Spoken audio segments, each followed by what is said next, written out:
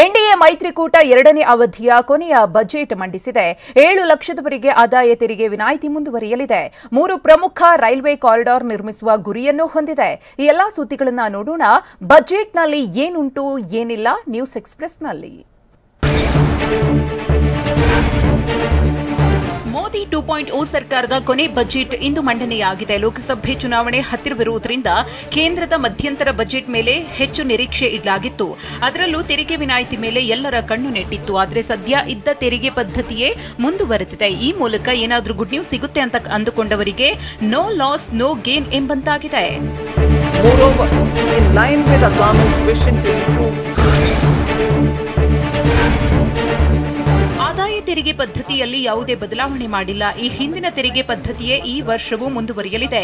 7 ಲಕ್ಷದವರೆಗಿನ ಆದಾಯಕ್ಕೆ ಹಿಂದಿನಂತೆ ತೆರಿಗೆ ವಿನಾಯಿತಿ ನೀಡಲಾಗಿದೆ. ನೇರ ಪರೋಕ್ಷ ತೆರಿಗೆ ಪದ್ಧತಿಯಲ್ಲಿ ಯಾವುದೇ ಬದಲಾವಣೆ ಇಲ್ಲ ಅಂತ ಬಜೆಟ್ನಲ್ಲಿ ತಿಳಿಸಲಾಗಿದೆ. ಬಜೆಟ್ನಲ್ಲಿ ಆದಾಯ ತೆರಿಗೆ ಪಾವತಿದಾರರಿಗೆ ಈ ಮೂಲಕ ನಿರಾಸೆಯಾಗಿದೆ. including import. ಹೊಸ ತೆರಿಗೆ ಪದ್ಧತಿಯಲ್ಲಿ ಪರಿಷ್ಕರಿಸಿರುವ ಕೇಂದ್ರ ಸರ್ಕಾರ 7 ಲಕ್ಷದವರೆಗೂ ಯಾವುದೇ ಟ್ಯಾಕ್ಸ್ ಇರುವುದಿಲ್ಲ ಎಂದಿದೆ. 7 ಲಕ್ಷ ಆದಾಯ 2 ಸ್ಲ್ಯಾಬ್ಗಳಲ್ಲಿ ಬರುತ್ತಾದರೂ ಕೆಲವು ತೆರಿಗೆ ರಿಯಾಯಿತಿಯನ್ನ ಸರ್ಕಾರ ನೀಡಲಿದೆ. ಅಂದ್ರೆ ಪ್ರಯಾಣ ಭತ್ಯೆ ಮತ್ತು ವೈದ್ಯಕೀಯ ಭತ್ಯೆ ಸೇರಿದ ಸ್ಟ್ಯಾಂಡರ್ಡ್ ಡಿಡಕ್ಷನ್ ಪ್ರಮಾಣಿತ ಕಡಿತ ಮೊತ್ತ 50,000ದವರೆಗೆ ವಿನಾಯಿತಿ ಸಿಗಲಿದೆ. ಹೀಗೆ ಒಟ್ಟು 7 ಲಕ್ಷದವರೆಗೆ ಯಾವುದೇ ತೆರಿಗೆ ಪಾವತಿಸುವ ಅವಶ್ಯಕತೆ ಇರಲ್ಲ. ಆದರೆ 7 ಲಕ್ಷದ ನಂತರ ಪಡೆಯುವ ವೇತನಕ್ಕೆ ತೆರಿಗೆ ಕಟ್ಟಬೇಕಾಗುತ್ತೆ.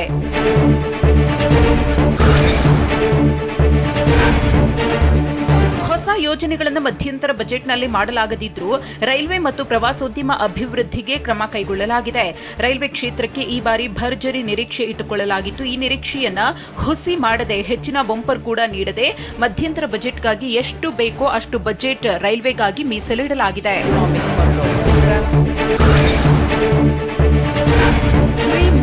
3 ಪ್ರಮುಖ ರೈಲ್ವೆ ಕಾರಿಡಾರ್ ನಿರ್ಮಿಸುವ ಗುರಿಯನ್ನ ರೈಲ್ವೆ ಕ್ಷೇತ್ರ ಇಟ್ಟುಕೊಂಡಿದೆ. ಪಿಎಂ ಗತಿ ಶಕ್ತಿ ಮೂಲಕ 3 ಪ್ರಮುಖ ರೈಲ್ವೆ ಕಾರಿಡಾರ್ ನಿರ್ಮಿಸಲು ಪ್ಲಾನ್ ಮಾಡಲಾಗಿದೆ. ಅಂದ್ರೆ energy, mineral, cement railway corridor ನಿರ್ಮಾಣ ಮಾಡಲಾಗುತ್ತೆ. Port connectivity corridor, high traffic density corridor ನಿರ್ಮಾಣ ಮಾಡುವ ಗುರಿಯನ್ನ ಇಟ್ಟುಕೊಳ್ಳಲಾಗಿದೆ.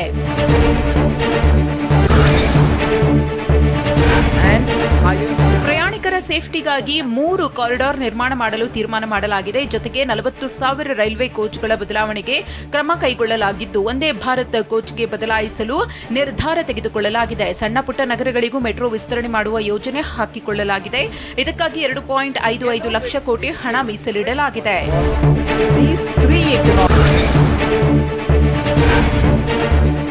ದೇಶಾದ್ಯಂತ 60 ಸ್ಥಳಗಳಲ್ಲಿ G20 ಸಭೆ ಯಶಸ್ಸು ಕಂಡಿದೆ.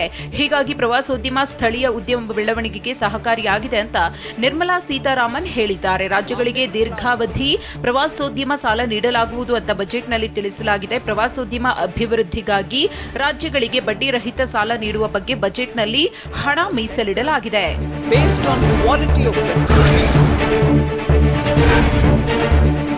ಮುಂದಿನ 5 ವರ್ಷದಲ್ಲಿ 2 ಕೋಟಿ ಆವಾಸ್ ಮನೆಗಳ ನಿರ್ಮಾಣಕ್ಕೆ ಗುರಿ ಇರಿಸಿಕೊಂಡಿದೆ ಕೇಂದ್ರ ಸರ್ಕಾರ.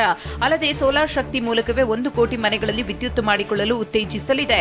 ಇದರಿಂದ ಪ್ರತಿ ತಿಂಗಳು 300 ಯೂನಿಟ್ ಉಚಿತವಾಗಿ ವಿದ್ಯುತ್ ಉತ್ಪಾದನೆ ಮಾಡಿಕೊಳ್ಳಲು ಸಹಾಯಕವಾಗಲಿದೆ. ಇದಲ್ಲದೆ ಮಧ್ಯಮ ವರ್ಗದ ಜನರಿಗೆ ಮನೆ ನಿರ್ಮಾಣ ಯೋಜನೆ ಘೋಷಣೆ ಮಾಡಲಾಗಿದೆ.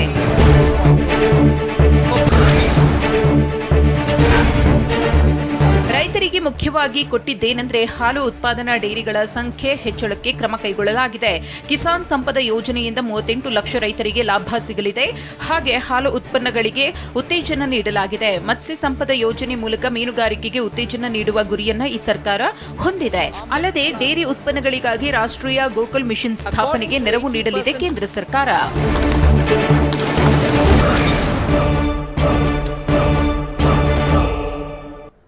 ಬಜೆಟ್ ಟೀಕಿಸುವ ಭರದಲ್ಲಿ ಸಂಸದ ಡಿಕೆ ಸುರೇಶ್ ಪ್ರತ್ಯೇಕ ದೇಶದ ಮಾತುಗಳನ್ನಾಡಿದ್ದಾರೆ. ಕೈ ಸಂಸದನ ಹೇಳಿಕೆಗೆ ಬಿಜೆಪಿ ನಾಯಕರು ಮುಗಿಬಿದ್ದಿದ್ದಾರೆ. ಈ ಸುದ್ದಿಗಳನ್ನು ನೋಡೋಣ. ಪ್ರತ್ಯೇಕ ರಾಷ್ಟ್ರ ಕಿಡಿ ನ್ಯೂಸ್ ಎಕ್ಸ್‌ಪ್ರೆಸ್‌ನಲ್ಲಿ.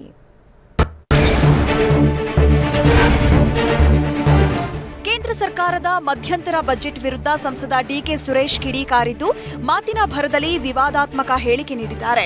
ದಕ್ಷಿಣ ಭಾರತದ ಹಣವನ್ನ ಉತ್ತರ ಭಾರತಕ್ಕೆ ಹಂಚಿಕೆ ಮಾಡುತ್ತಿದ್ದಾರೆ. ಹೀಗೆ ಮುಂದುವರೆದರೆ ದಕ್ಷಿಣ ಭಾರತದ ಕೂಗು ಎತ್ತಬೇಕಾಗುತ್ತೆ ಎಂದಿದ್ದಾರೆ. ಈಗಾಗಲೇ 16th ಫೈನಾನ್ಸ್ ಕಮಿಷನ್ ಕೂಡ ಪ್ರಾರಂಭ ಆಗೋದ್ರಿಂದ ಅದರಲ್ಲಿ ಸರಿಪಡಿಸಲಿಲ್ಲ ಅಂತಂದರೆ ಖಂಡಿತ ದಕ್ಷಿಣ ಭಾರತದವರೆಲ್ಲರೂ ಕೂಡ ಒಂದು ಕೂಗನ್ನು ಎತ್ತಬೇಕಾದ ಧ್ವನಿಯನ್ನು ಏರಿಸಬೇಕಾದಂಥದ್ದು ಅನಿವಾರ್ಯ ಆಗ್ತದೆ. ಇವತ್ತು ನಮ್ಮ ಗ್ಯಾರಂಟಿಗಳನ್ನು ವಿರೋಧ ಮಾಡಿದಂಥವರು ಗ್ಯಾರಂಟಿ ಹೆಸರಿನಲ್ಲಿ ಚುನಾವಣೆಗೆ ಹೊರಟಿದ್ದಾರೆ. ಸೊ ಯಾವ ಗ್ಯಾರಂಟಿಗಳು ಭದ್ರ, ಯಾವ ಗ್ಯಾರಂಟಿಗಳ ಮೇಲೆ ನಾವು ಜನರ ವಿಶ್ವಾಸವನ್ನು ಗಳಿಸಬೇಕು ಅಂತಕ್ಕಂಥದ್ದು ಚರ್ಚೆಯ ವಿಷಯ. ಸಂಸದ ಸುರೇಶ್ ವಿರುದ್ಧ ಕಿಡಿಕಾರಿದ ಸಿಟಿ ರವಿ ಅಧಿಕಾರಕ್ಕಾಗಿ ದೇಶ ಒಡೆದು ಸಹಿ ಹಾಕಿದ್ದು ಕಾಂಗ್ರೆಸ್ ಅಂತ ವಾಗ್ದಾಳಿ ನಡೆಸಿದ್ರು. ಕಾಂಗ್ರೆಸ್ನವರದ್ದು ಸುಳ್ಳನ್ನ 1000 ಬಾರಿ ಹೇಳಿದ್ರೆ ಸತ್ಯವಾಗುತ್ತೆ ಅನ್ನೋ ತತ್ವ ಅಂತ ಲೇವಡಿ ಮಾಡಿದ್ರು. ಗೋಬೆಲ್ ತತ್ವವನ್ನ ಅನುಕರಿಸ್ತಿರ್ತಕ್ಕಂಥ ಕಾಂಗ್ರೆಸ್ ಸುಳ್ಳನ್ನೇ 1000 ಸರಿ ಹೇಳಿ ಸತ್ಯ ಅಂತ ನಂಬಿಸುವಂತ ಪ್ರಯತ್ನ ಮಾಡ್ತಿದ್ದಾರೆ. ದೇಶ ಒಡೆದು ತನ್ನ ಕೈಗೆ ಅಧಿಕಾರ ಇರಬೇಕು ಅಂತ ಹೇಳಿ ಸಹಿ ಹಾಕಿದ್ದು ಕಾಂಗ್ರೆಸ್.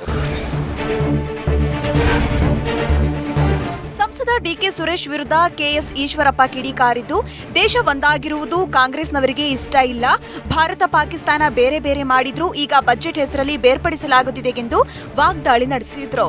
ಈಗ ಇದರಲ್ಲಿ ಬಜೆಟ್ ಅಲ್ಲೂ ಕೂಡ ಉತ್ತರ ಭಾರತ ದಕ್ಷಿಣ ಭಾರತ ಅಂತ ಹೊಡೆಯುವಂತ ಪ್ರಯತ್ನ ಮಾಡ್ತಾ ಇದ್ದಾರೆ. ಇದನ್ನು ಅತಿ ಉಗ್ರವಾಗಿ ನಾನು ಖಂಡನೆ ಮಾಡ್ತೀನಿ. ಕೇಂದ್ರ ಸರ್ಕಾರ ದಕ್ಷಿಣ ಭಾರತಕ್ಕೆ ಅನ್ಯಾಯ ಮಾಡಿಲ್ಲ, ಮಧ್ಯಂತರ ಬಜೆಟ್ನಿಂದ ದಕ್ಷಿಣ ಭಾರತಕ್ಕೆ ಅನ್ಯಾಯವಾಗಿಲ್ಲ ಅಂತ ಡಿಕೆ ಸುರೇಶ್ ವಿರುದ್ಧ ಸಂಸದ ಬಿವೈ ರಾಘವೇಂದ್ರ ವಾಗ್ದಾಳಿ ನಡೆಸಿದ್ರು. ಕೇವಲ ಇದು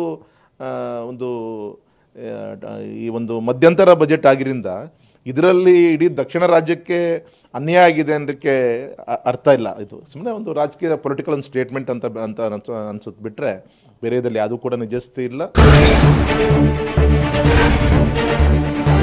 ಡಿಕೆ ಸುರೇಶ್ ದೇಶದ್ರೋಹದ ಹೇಳಿಕೆ ಕೊಟ್ಟಿದ್ದಾರೆ.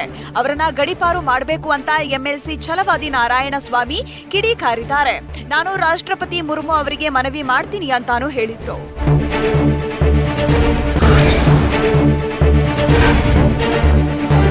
ಸಂಸದ ಡಿಕೆ ಸುರೇಶ್ ವಿರುದ್ಧ ರವಿಕುಮಾರ್ ಕಿಡಿಕಿಡಿಯಾಗಿದ್ದು, ರಾಹುಲ್ ಗಾಂಧಿ ಭಾರತ ಜೋಡೋ ಎಂದು ಹೇಳ್ತಾರೆ, ಆದರೆ ಡಿಕೆ ಸುರೇಶ್ ಭಾರತ ತೋಡೋ ಎಂತಿದ್ದಾರೆ.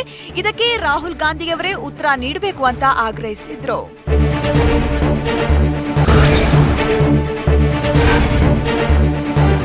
ಡಿಕೆ ಸುರೇಶ್ಗೆ ತಿಳುವಳಿಕೆಯ ಕೊರತೆಗಿದೆ ಅಂತ ಶಾಸಕ ಅಶ್ವಥ್ ನಾರಾಯಣ ಕಿಡಿಕಾರಿದ್ದಾರೆ. ತೆರಿಗೆ ಸಂಗ್ರಹ ಮಾಡ್ತೇವೆ ಅಂತ ಅದೆಲ್ಲ ನಮ್ಗೆ ಸೇರ್ಬೇಕು ಅಂತಲ್ಲ, ಆರ್ಥಿಕ ವಿಕೇಂದ್ರೀಕರಣದ ಬಗ್ಗೆ ಸುರೇಶ್ ತಿಳಿದುಕೊಳ್ಳಿ, ಜವಾಬ್ದಾರಿ ಸ್ಥಾನದಲ್ಲಿ ಇರುವವರು ವಿಚಾರಗಳನ್ನ ಸರಿಯಾಗಿ ಮಂಡಿಸಬೇಕು ಅಂದ್ರು. ತುಂಬಾ ಸಲ ತಿಳುವಳಿಕೆ ಕೊರತೆ ಇದೆ. ಈ ಮುಂಬೈನಲ್ಲಿ ನೆಲೆ ಊರಿರ್ತಾರೆ ಕಾರ್ಪೊರೇಟ್ ಟ್ಯಾಕ್ಸು ಹೆಡ್ ಆಫೀಸ್ಗಳು. ಹಾಗಾಗಿ ಅಲ್ಲಿ ಫೈಲಿಂಗ್ ಆಗಿದ ತಕ್ಷಣ ಆ ಟ್ಯಾಕ್ಸ್ ದುಡ್ಡೆಲ್ಲ ನಮಗೆ ಸಿಗಬೇಕು ಅಂತ ಹೇಳಕ್ಕೂ ಆಗಲ್ಲ. ಸಂಸದರೊಬ್ಬರು ರಾಷ್ಟ್ರದ್ರೋಹಿ ಹೇಳಿಕೆ ಕೊಟ್ಟಿದ್ದಾರೆ ಅಂತ ಡಿಕೆ ಸುರೇಶ್ ವಿರುದ್ಧ ಎಎಸ್ ಪಾಟೀಲ್ ನಡಹಳ್ಳಿ ವಾಗ್ದಾಳಿ ನಡೆಸಿದ್ರು.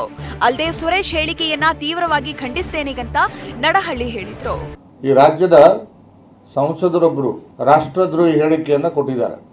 ಡಿಕೆ ಸುರೇಶ್ ಅವರು ಕರ್ನಾಟಕದ ತೆರಿಗೆ ಹಣವನ್ನು ಉತ್ತರ ಪ್ರದೇಶಕ್ಕೆ ಕೊಟ್ಟಿದ್ದಾರೆ ಅಂತಕ್ಕಂಥ ಉಡಾಫೆ ಉತ್ತರವನ್ನು ಕೊಟ್ಟಿದ್ದಾರೆ. ಅದಷ್ಟೇ ಅಲ್ಲ, ಪ್ರತ್ಯೇಕ ರಾಷ್ಟ್ರ ಕೇಳಬೇಕಾಗ್ತದೆ ಅಂತಕ್ಕಂಥ ಒಂದು ರಾಷ್ಟ್ರದ್ರೋಹದ ಹೇಳಿಕೆಯನ್ನು, ದೇಶದ್ರೋಹದ ಹೇಳಿಕೆಯನ್ನು ಕೊಟ್ಟಿದ್ದಾರೆ. ಇದನ್ನು ನಾನು ತೀವ್ರವಾಗಿ ಖಂಡಿಸ್ತೇನೆ. ಮಾಜಿ ಸಿಎಂ ಎಚ್ಡಿ ಕುಮಾರಸ್ವಾಮಿ ಸಹ ಕೇಂದ್ರ ಬಜೆಟ್ ಅನ್ನ ಸ್ವಾಗತಿಸಿದ್ದಾರೆ. ಯುವಜನತೆ ಸೇರಿ ಹಲವು ವರ್ಗಕ್ಕೆ ಹೆಚ್ಚಿನ ಆರ್ಥಿಕ ಶಕ್ತಿ ನೀಡುವ ಭರವಸೆ ನೀಡಿದ್ದಾರೆ. ಇಂದಿನ ಮಧ್ಯಂತರ ಬಜೆಟ್ನಲ್ಲಿ ಪ್ರವಾಸೋದ್ಯಮಕ್ಕೆ ಆದ್ಯತೆ ಕೊಟ್ಟಿದ್ದಾರೆ. ದೇಶದ ಪ್ರಗತಿಗೆ ದೂರದೃಷ್ಟಿ ಬಗ್ಗೆ ಮಾಹಿತಿ ನೀಡಿದ್ದಾರೆ ಅಂತಂದ್ರು. ಮಹಿಳೆಯರಿಗಿರ್ಬೋದು, ಯುವಕರಿಗಿರ್ಬೋದು ಮತ್ತು ನಮ್ಮ ಕೃಷಿ ವಲಯಕ್ಕಿರ್ಬೋದು, ಅದು ಎಲ್ಲದರ ಮಾಹಿತಿಗಳನ್ನು ಈ ಬಜೆಟ್ನಲ್ಲಿ ಅವರೇನು ಪ್ರತಿಯೊಂದನ್ನು ನೆನಪಿಸ್ಕೊಂಡಿದ್ದಾರೆ.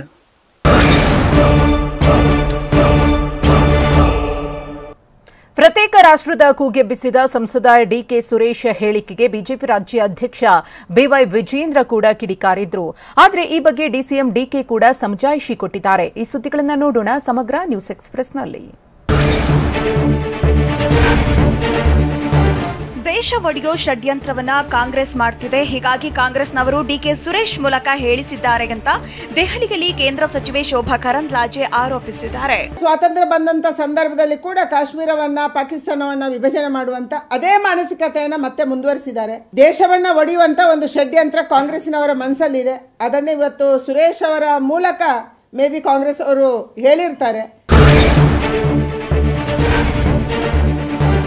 ಡಿಕೆ ಸುರೇಶ್ ಜವಾಬ್ದಾರಿ ಅರಿತು ಮಾತಾಡಬೇಕು ಅಂತ ಬಿಜೆಪಿ ರಾಜ್ಯಾಧ್ಯಕ್ಷ ಬಿವೈ ವಿಜಯೇಂದ್ರ ವಾಗ್ದಾಳಿ ನಡೆಸಿದ್ರು.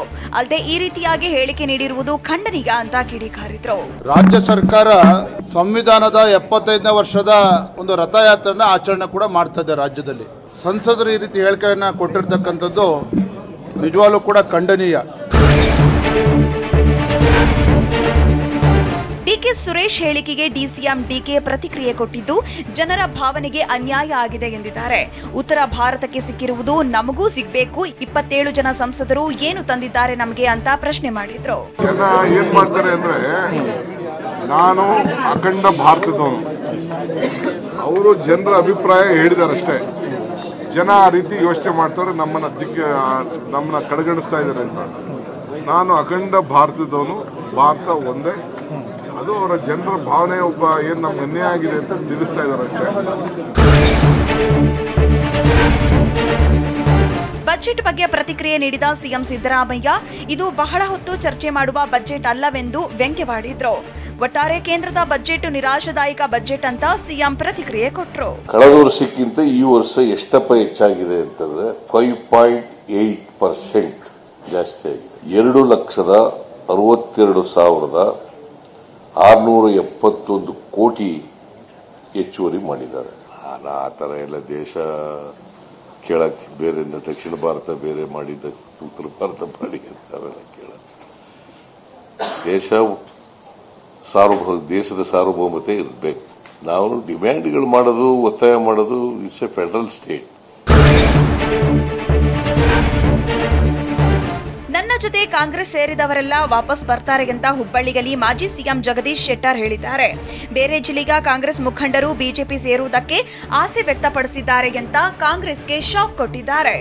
ಎಲ್ಲರೂ ಬಿಜೆಪಿ ಬರ್ತಾರೆ. ಎಷ್ಟು ಯಾರ್ಯಾರು ನನ್ನ ಜೊತೆ ಬಂದಿದ್ರು, ಮತ್ತೆ ಇನ್ನೂವರೆಗೆ ಎಲ್ಲಿವರೆಗೆ ಅಂದ್ರೆ, ನಾನು ಬೇರೆ ಬೇರೆ ಜಿಲ್ಲೆ ಪ್ರವಾಸ ಮಾಡಿದ್ದೆಲ್ಲ, ಸಿಂಧನೂರು, ರಾಯಚೂರು ಭಾಗದಲ್ಲಿ, ಮತ್ತು ಹಾವೇರಿ ಇರ್ಬೋದು, ಬೆಳಗಾವಿ, ಬೇರೆ ಬೇರೆ ಕಡೆ ಅಲ್ಲಿ ಇದ್ದಂಥ ಕೆಲವು ಕಾಂಗ್ರೆಸ್ಸಿಗರು ನಮ್ಮ ಕೂಡ ಕೈ ಜೋಡಿಸಿದಂಥವ್ರು. ನಿನ್ನೆ ಗೋವಾ ಸಿಎಂ ಪ್ರಮೋದ್ ಸಾವಂತ್ ನಿಖಿಲ್ ಭೇಟಿಯಾಗಿದ್ದು ಬಿಜೆಪಿ ಜೆಡಿಎಸ್ ಸೀಟು ಹಂಚಿಕೆ ಬಗ್ಗೆ ಮಾತುಕತೆ ನಡೆಸಲಾಗಿದೆ ಎನ್ನಲಾಗಿದೆ. ಎಚ್ಡಿಕೆ ಪ್ರಾಥಮಿಕ ಮಾತುಕತೆ ಜವಾಬ್ದಾರಿ ನಿಖಿಲ್ಗೆ ವಹಿಸಿದ ಹಿನ್ನೆಲೆ ಈ ಮಾತುಕತೆ ನಡೆದಿದೆ. ಆದರೆ ಫೆಬ್ರವರಿ 3ರಂದು ಎಚ್ಡಿಕೆ ದೆಹಲಿಗೆ ಭೇಟಿ ನೀಡುತ್ತಿದ್ದು ಬಿಜೆಪಿ ರಾಷ್ಟ್ರೀಯ ಅಧ್ಯಕ್ಷ ನಡ್ಡಾ ಭೇಟಿಯಾಗಿ ಅಂತಿಮ ಚರ್ಚೆ ನಡೆಸಲಿದ್ದಾರೆ.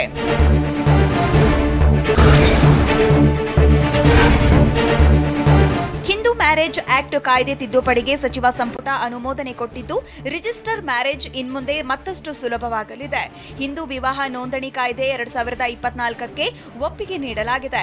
ಈ ಮೊದಲು ಕಚೇರಿಗಳಲ್ಲಿ ವಿವಾಹ ನೋಂದಣಿ ಆಗ್ತಿದ್ವು. ಈಗ ಆನ್ಲೈನ್ ಮೂಲಕ ನೋಂದಣಿಗೆ ಅಂದ್ರೆ ಗ್ರಾಮ 1, ಕಾವೇರಿ 2, ಬಾಪೂಜಿ ಸೇವಾ ಕೇಂದ್ರಗಳಲ್ಲಿ ನೋಂದಣಿ ಮಾಡಬಹುದಾಗಿದೆ.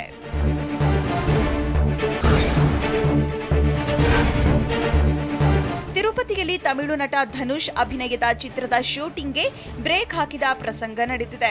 D51 ಚಿತ್ರದ ಚಿತ್ರೀಕರಣದಿಂದಾಗಿ ಭಾರಿ ಸಂಚಾರ ದಟ್ಟಣೆ ಉಂಟಾಗಿದೆ. ರಸ್ತೆಯ ಮಧ್ಯೆಯೇ ಚಿತ್ರೀಕರಣ ನಡೆಯುತ್ತಿರುವುದರಿಂದ ಸಂಚಾರ ಸಮಸ್ಯೆ ಉಂಟಾಯಿತು. ಅನಾನುಕೂಲ ಆಗಿದ್ದರಿಂದ ಸ್ಥಳೀಯರು ಆಕ್ರೋಶ ವ್ಯಕ್ತಪಡಿಸಿದ್ರು. ಸ್ಥಳೀಯರ ಟೀಕೆ ಬಳಿಕ ತಿರುಪತಿ ಪೊಲೀಸರು ಚಿತ್ರೀಕರಣ ಸ್ಥಗಿತಗೊಳಿಸಿದ್ದಾರೆ.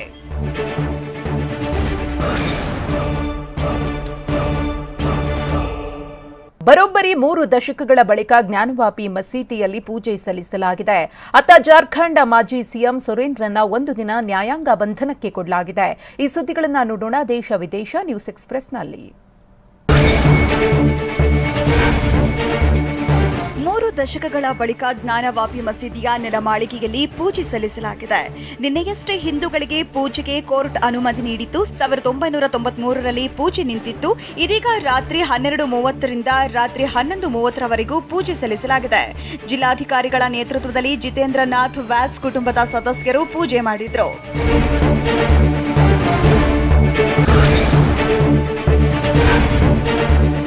ಪೂಜೆಗೆ ಅನುಮತಿ ಬೆನ್ನಲ್ಲೇ ಮಸೀದಿ ಬೋರ್ಡ್ ತೆರವು ಮಾಡಲಾಗಿದೆ. ಜ್ಞಾನವಾಪಿ ಮಸೀದಿಯಲ್ಲ ಮಂದಿರ ಎಂದು ಬೋರ್ಡ್ ಹಾಕಲಾಗಿದೆ. ಜ್ಞಾನವಾಪಿ ಮಸೀದಿ ಸಂಪರ್ಕಿಸುವ ರಸ್ತೆಯಲ್ಲಿ ಬೋರ್ಡ್ ಅಳವಡಿಸಲಾಗಿದೆ. ಬೋರ್ಡ್ನಲ್ಲಿ ಮಸೀದಿ ಅನ್ನೋ ಪದದ ಮೇಲೆ ಮಂದಿರ ಎಂದು ಬದಲಾಯಿಸಲಾಗಿದೆ. ಈ ವಿಡಿಯೋ ಸಾಮಾಜಿಕ ಜಾಲತಾಣಗಳಲ್ಲಿ ವೈರಲ್ ಆಗಿದೆ.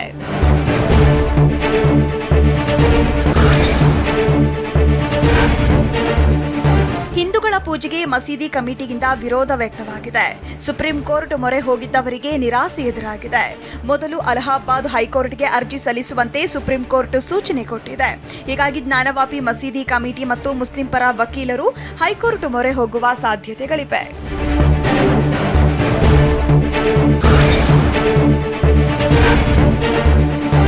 ಅಕ್ರಮ ಹಣ ವರ್ಗಾವಣೆ ಕೇಸ್ನಲ್ಲಿ ಬಂಧನವಾಗಿರುವ ಜಾರ್ಖಂಡ್ ಮಾಜಿ ಸಿಎಂ ಹೇಮಂತ್ ಸೊರೆನ್ ಅವರನ್ನ 1 ದಿನ ನ್ಯಾಯಾಂಗ ಬಂಧನಕ್ಕೆ ಒಪ್ಪಿಸಲಾಗಿದೆ. ಇಡಿ ಅಧಿಕಾರಿಗಳು ಸೊರೆನ್ ಅವರನ್ನ ರಾಂಚಿಯಲ್ಲಿರೋ ಪಿಎಂಎಲ್ಎ ಕೋರ್ಟ್ ಮುಂದೆ ಹಾಜರುಪಡಿಸಿದ್ರು. 10 ದಿನ ವಶಕ್ಕೆ ನೀಡುವಂತೆ ಮನವಿ ಮಾಡಿದ್ರು. ಆದರೆ ನ್ಯಾಯಾಲಯ 1 ದಿನದ ಮಟ್ಟಿಗೆ ನ್ಯಾಯಾಂಗ ಬಂಧನಕ್ಕೆ ಒಪ್ಪಿಸಿದೆ. ನಾಳೆ ಮತ್ತೆ ವಿಚಾರಣೆ ನಡೆಯಲಿದೆ.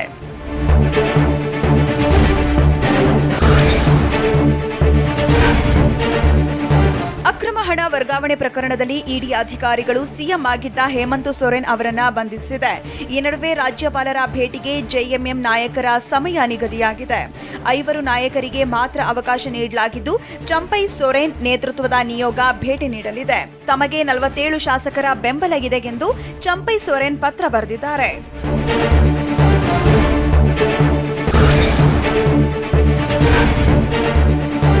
ಹೇಮಂತ್ ಸೊರೆನ್ ಜೊತೆಗೆ ನಾವಿದ್ದೀವಿಗಂತ ಬಿಹಾರ ಸಿಎಂ ಲಾಲು ಪ್ರಸಾದ್ ಯಾದವ್ ಆಕ್ರೋಶ ಹೊರಹಾಕಿದ್ದಾರೆ. ಬಿಜೆಪಿಯ ಅಸಹ್ಯಕರ ತಂತ್ರಗಳು ಅಲ್ಪಾವಧಿಯಲ್ಲಿ ತೊಂದರೆ ಕೊಡ್ತಿವೆ. ಹಿಂದುಳಿದ, ದಲಿತ, ಬುಡಕಟ್ಟು, ಅಲ್ಪಸಂಖ್ಯಾತರಿಗೆ ತೊಂದರೆ ಕೊಡಲಾಗ್ತಿದೆ. ಬಿಜೆಪಿ ಭಯ ಎಲ್ಲರಿಗೂ ಗೊತ್ತಿದ್ದು ಜನರಿಗೂ ಅರ್ಥವಾಗಿದೆ ಅಂತ ಟ್ವೀಟ್ ಮಾಡಿದ್ದಾರೆ.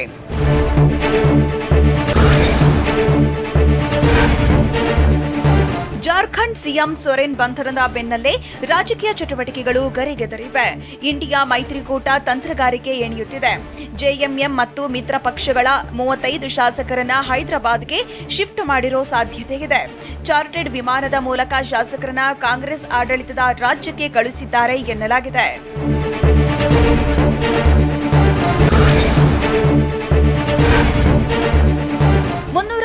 ಮುಸ್ಲಿಮರು ಉತ್ತರ ಪ್ರದೇಶದ ಅಯೋಧ್ಯೆ ಬಾಲರಾಮನ ದರ್ಶನ ಪಡೆದಿದ್ದಾರೆ. ಲಕ್ನೋದಿಂದ ಅಯೋಧ್ಯೆಗೆ ಪಾದಯಾತ್ರೆ ಬೆಳೆಸಿದ್ದಾರೆ. ಆರ್ಎಸ್ಎಸ್ನ ಅಂಗಸಂಸ್ಥೆಯಾದ ಮುಸ್ಲಿಂ ರಾಷ್ಟ್ರೀಯ ಮಂಚ್ ನೇತೃತ್ವದ ಗುಂಪು ಈ ಕಾರ್ಯ ಮಾಡಿದೆ. ಜನವರಿ 25ರಂದು ಲಕ್ನೋದಿಂದ ಪ್ರಯಾಣ ಆರಂಭಿಸಿದ ಈ ಪಾದಯಾತ್ರೆ 6 ದಿನಗಳ ಕಾಲ ನಡೆಯಿತು.